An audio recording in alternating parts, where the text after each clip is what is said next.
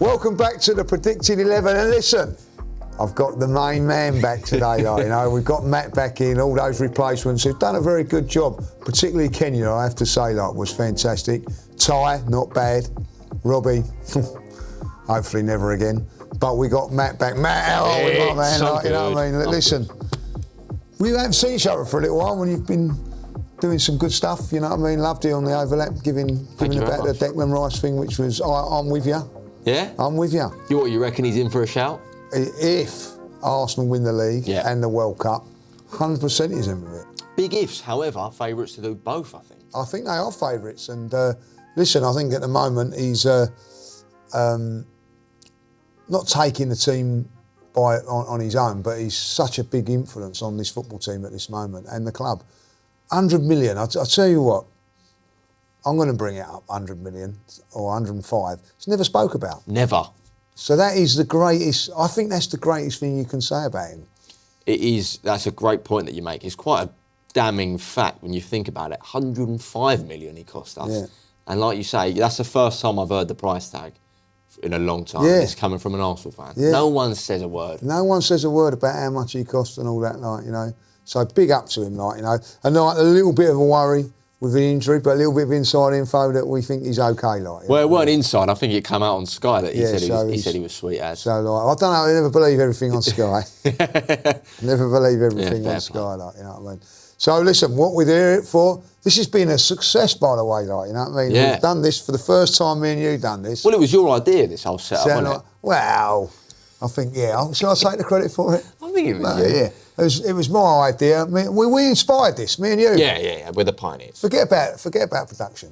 You know what I mean? They just set up a camera Put a above. bit of tape on the table. Yeah, they put that camera above, and someone said, you know what I mean, that's sorted. Yeah, but we're back. We're back. And you look nice and tan. Thank you very much, my man. Like, come on. What we got coming up, though? Right, we got, well, I think you said it before we went on, it's going to be a difficult one because of injuries and we've got to negotiate and all that, like, you know, but I don't think the goalkeeper is an issue at the minute. I feel a little bit sorry for Kepa because I think he's done well.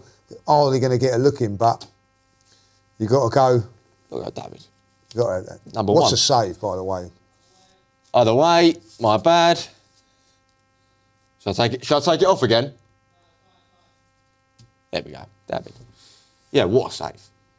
Those are the saves that win you games. Yes. Those are the saves that win you leagues. Yeah. And it will get overlooked because, you know, goal scorers get all the glory, assisters get all the glory, but that won't get talked about enough. No, and it should. It should. It should, because I'll tell you this now. Like, I don't know how you feel about the game yesterday against Brentford. I don't know how you feel, but I felt at the time, if they'd have scored that goal, I think it would have been 1-1 and it would have been a really tricky game for us. 1,000,000%.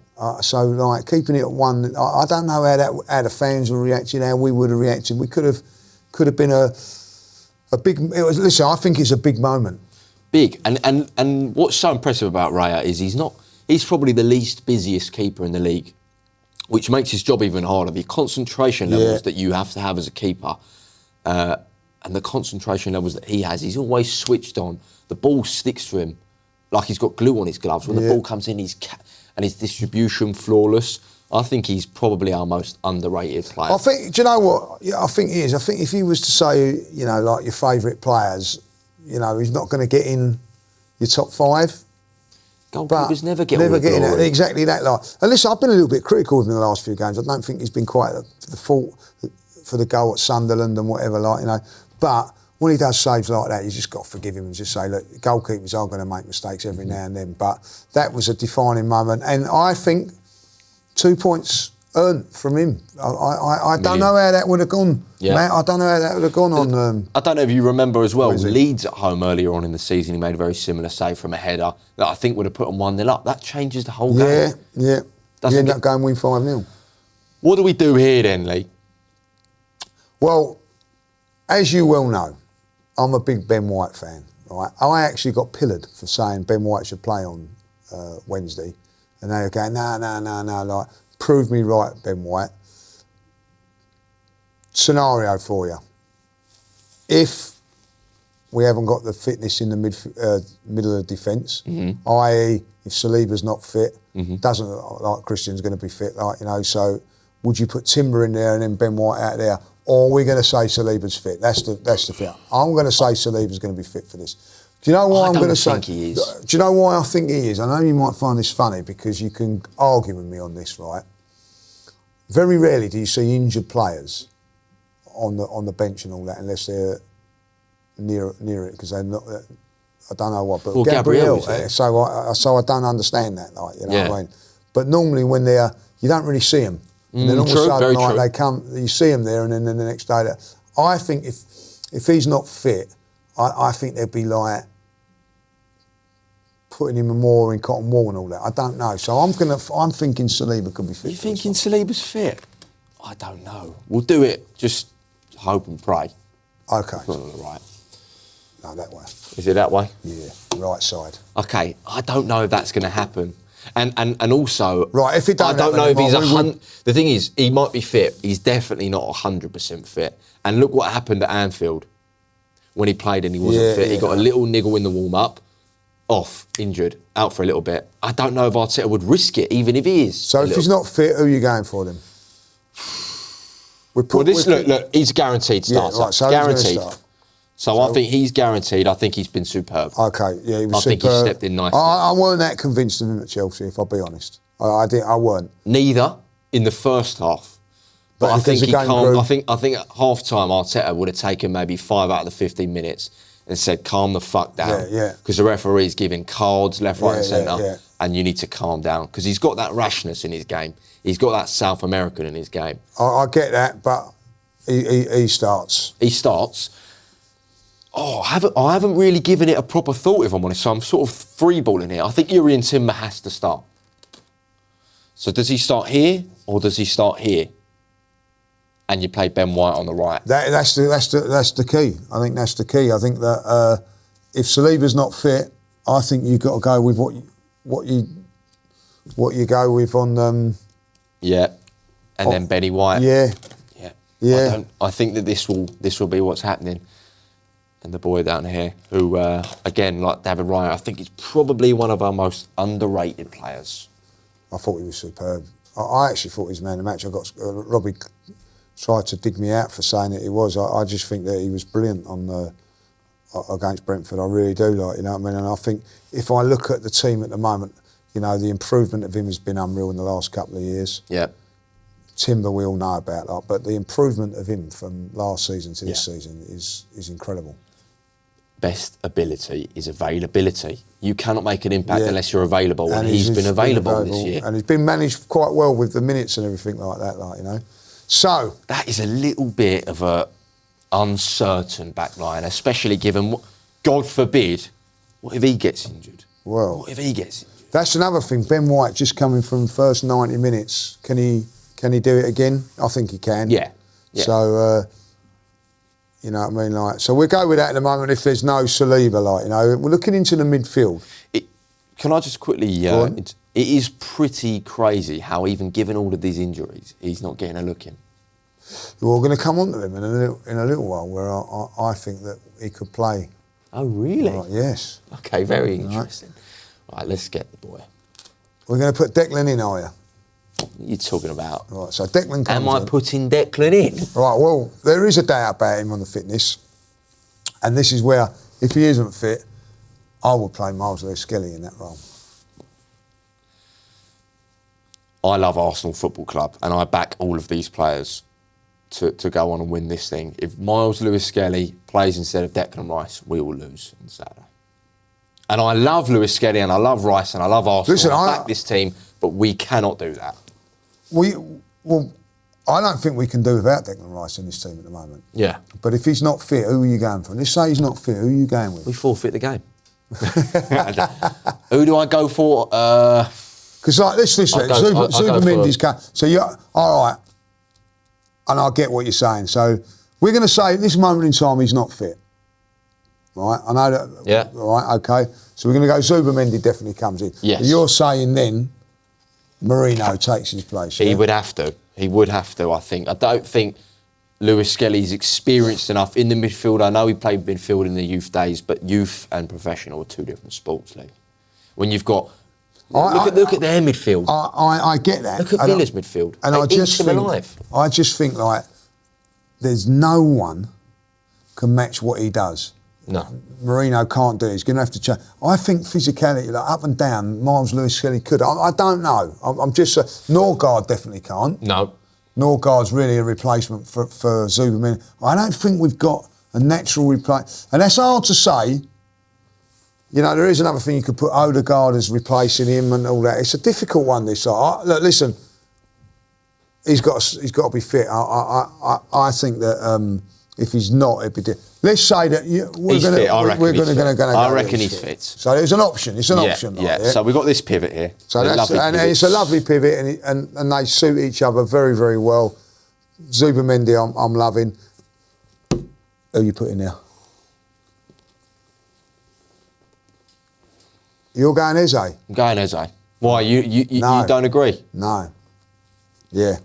Okay. I'm going Martin Odegaard. Please. Look, I don't hate it at all. I love Martin Odegaard. He's more than capable of starting. But why do you think he should? Because I think that we're away from home, and I think that when work rate, the way he shuts down and all that is a big, big thing. Eze gets in my team, by the way. Yeah. Right. Okay. Like, all right. Okay. I see what you're doing here. All right. Okay. But I just think him playing in there. I think he's our captain, he's our leader, and I think at the end of the day, Mikel will go with that. I'd be very, very surprised if he doesn't.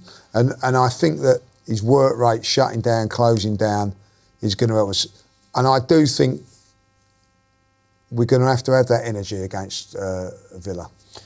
Just to play devil's advocate, I'll revert back to Newcastle away, when Odegaard came on and completely changed the game. So you're looking at it from that point? So I'm looking at it at a tactical point. Villa have played a lot of football recently, as have we. And I think you bring him on in 70th minute, 65th, when everyone's a little bit leggy and he's bang up for it. I think that could win us the game. All right, okay. I don't hate Odegaard starting whatsoever. So as you're the guest...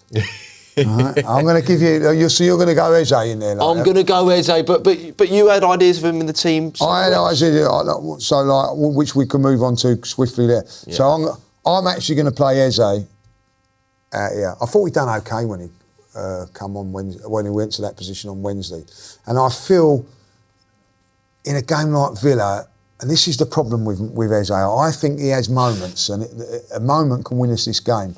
But there are times when I don't think when we haven't got the ball, I don't think he does enough.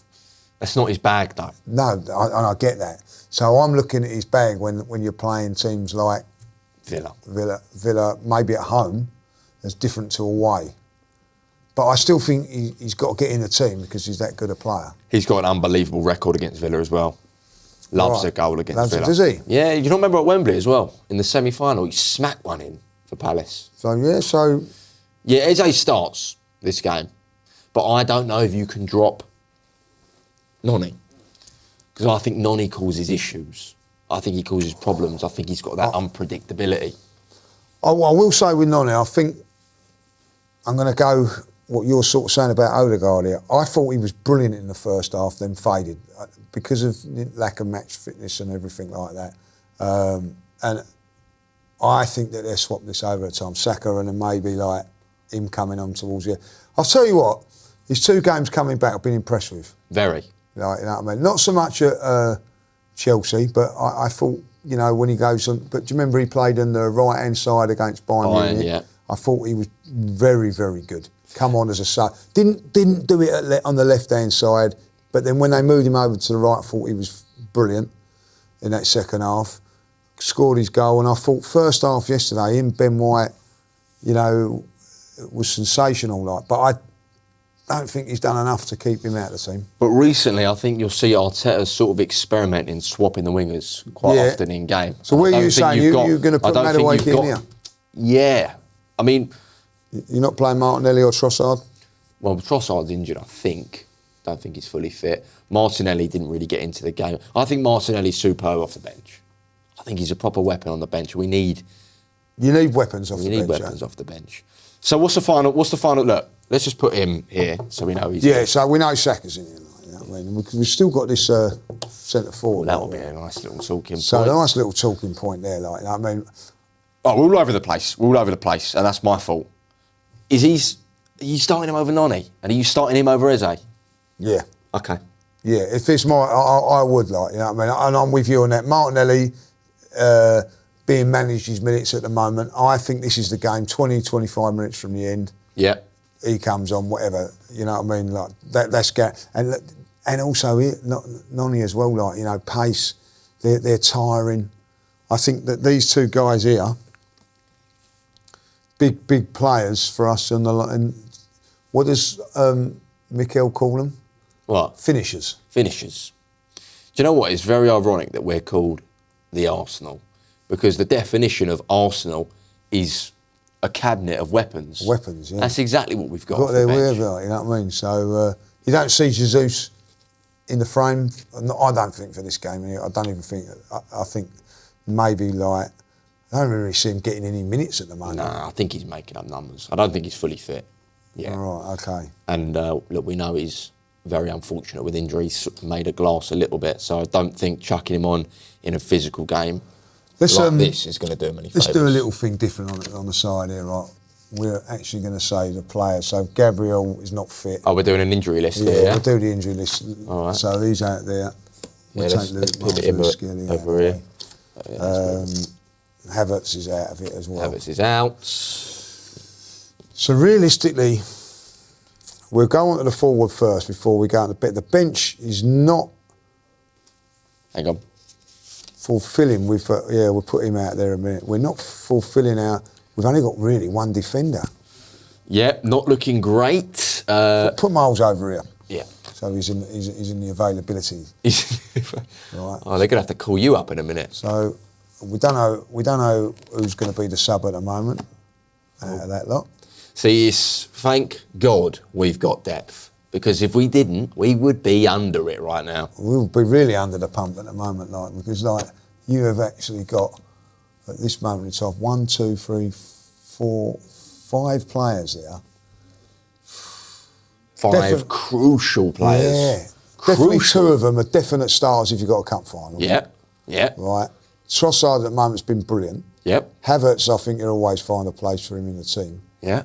And Mascaro's done very, very well for us, like, you know.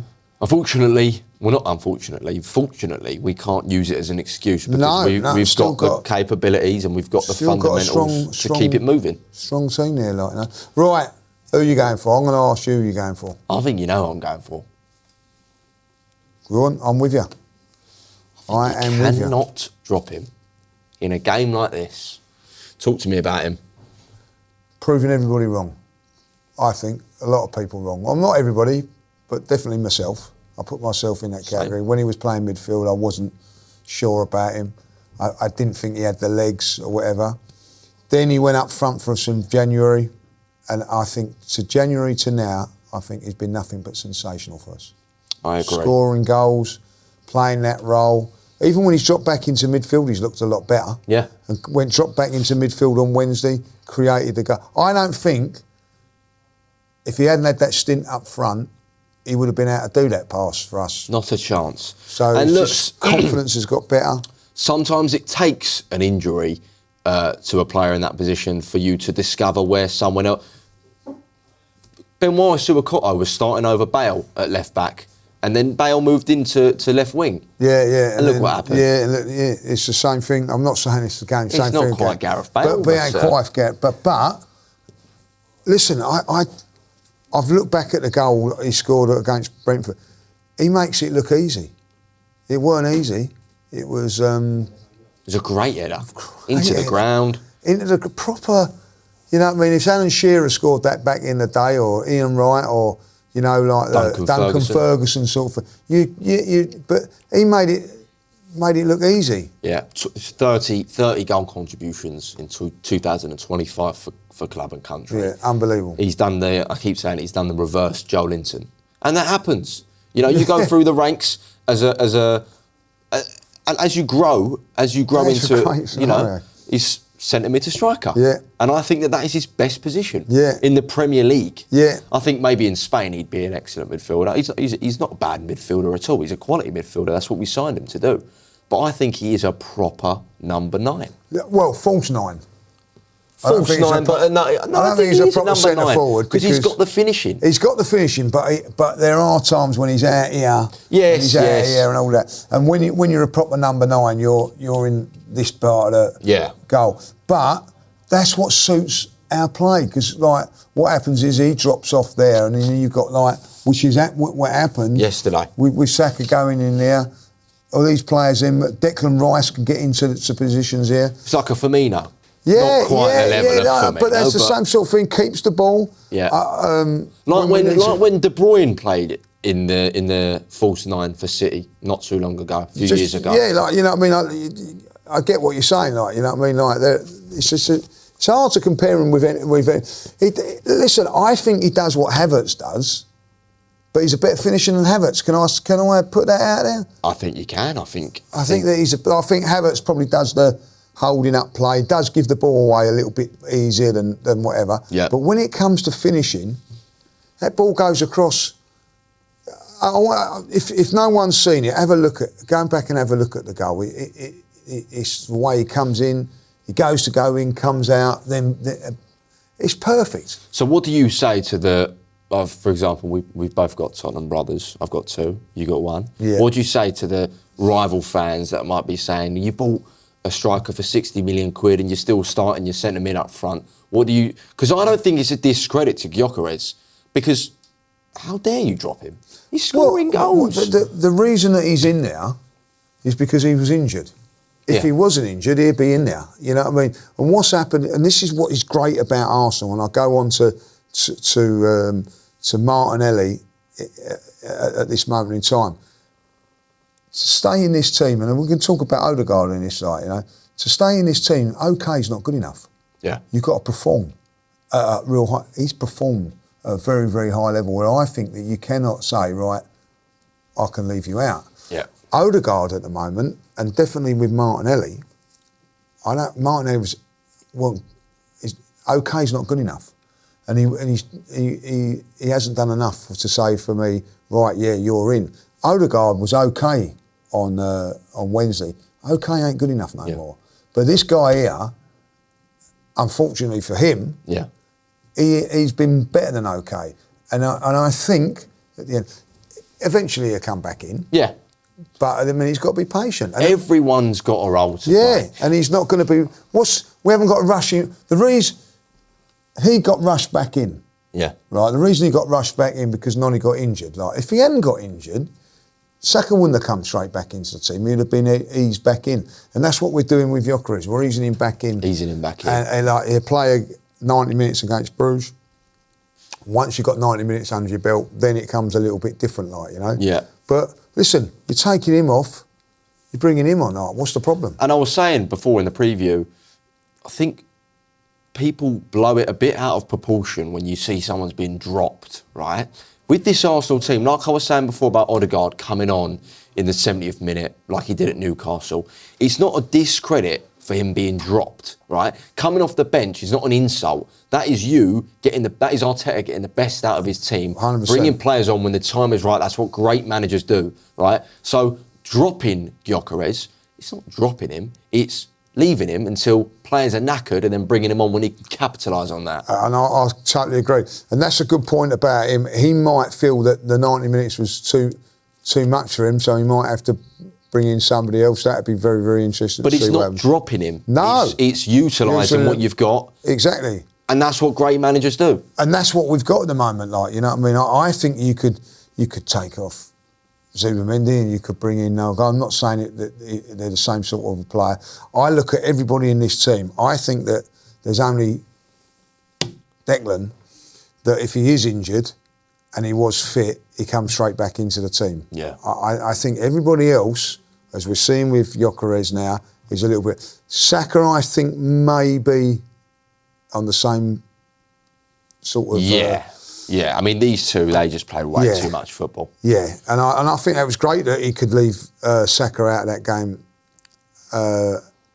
yesterday, all right, and he got 20 minutes, but like, you know, I think that's a great thing that Nolly's doing that, and we've got like, listen, I say it now, if he's not playing and Miles Lewis-Skelly is, it wouldn't frighten me. Okay, yeah, I don't It disagree. wouldn't frighten me, like, you know what I mean? So, but so that's the team we're going with. That's the team we're going with. And look, do you think he'll go with this exact team? No. No? What do you think he'll go with? I think Saliba's going to be fit. Okay, well, please God, and if that's the case, let's just manifest. Ben White's superb, however, it doesn't Timber would quite... go there. Timber would go there, and Where is he? Saliba comes in. That's what I'm thinking out of that, man. Let's manifest it. Ben White, you've done unbelievable, son. Yeah, but just but 90 you know minutes. your It's role. not being left out and dropped. He's had 90 minutes. Exactly. Have a rest. Bruges, another 90 minutes. Yeah.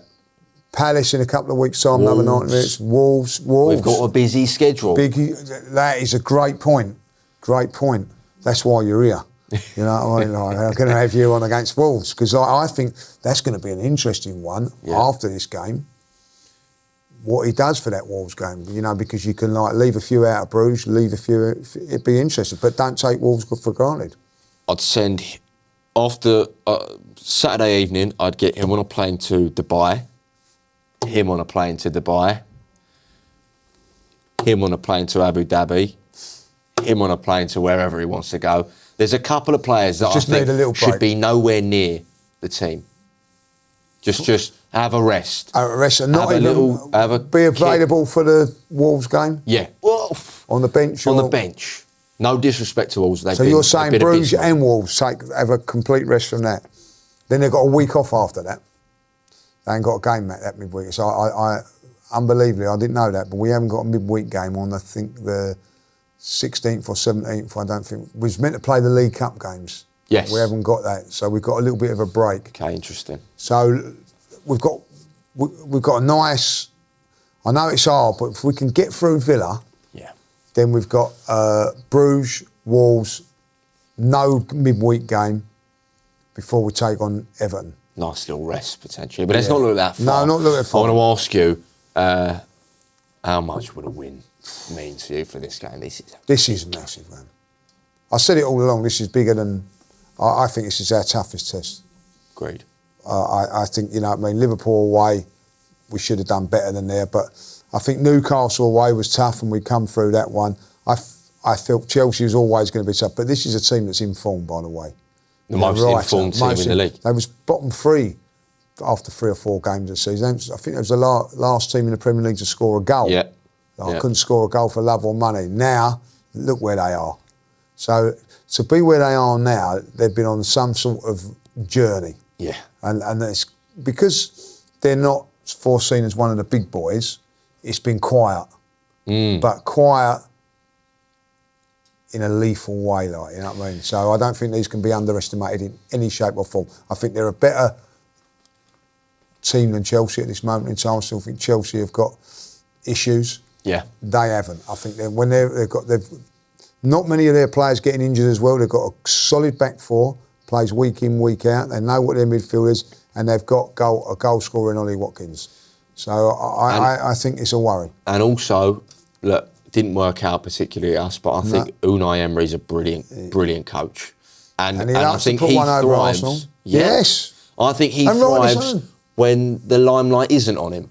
And I think that's probably why one of the reasons that it didn't work out at Arsenal. You look at some of the clubs that he succeeded at, Sevilla and Villarreal, they were never seen as, you know, your Barca's, Madrid's, Atleticos. And look how successful he was at them. Yeah. So I'm with you on this, and I think he'd always like to put one over the Arsenal for obvious reasons. And Yes. I don't blame him for that neither, like, you know.